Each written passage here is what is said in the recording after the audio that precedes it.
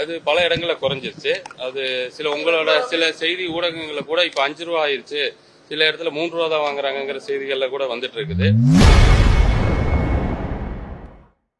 மதுபாட்டிலிற்கு கூடுதலாக 10 ரூபாய் வாங்குவது குறித்து செய்தியாளர் எழுப்பிய கேள்விக்கு தவிக அமைச்சர் விக்னேஷ் பதிலடி கொடுத்துள்ளார். அரசு உறுதியா இருக்குங்கிறத தெரிவிச்சிருக்காங்க.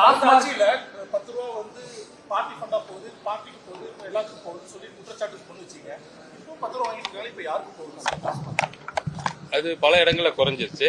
அது உங்களோட சில செய்தி ஊடகங்கள்ல கூட இப்ப 5 ரூபா ஆயிருச்சு, சில இடத்துல 3 ரூபா தான் வாங்குறாங்கிற செய்திகள்ல கூட வந்துட்டு இருக்குது.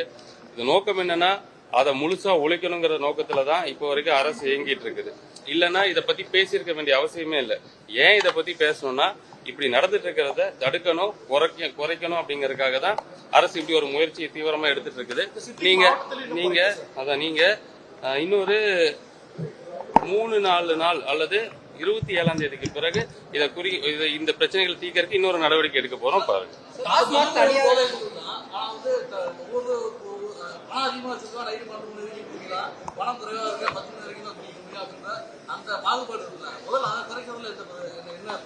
என்னன்னா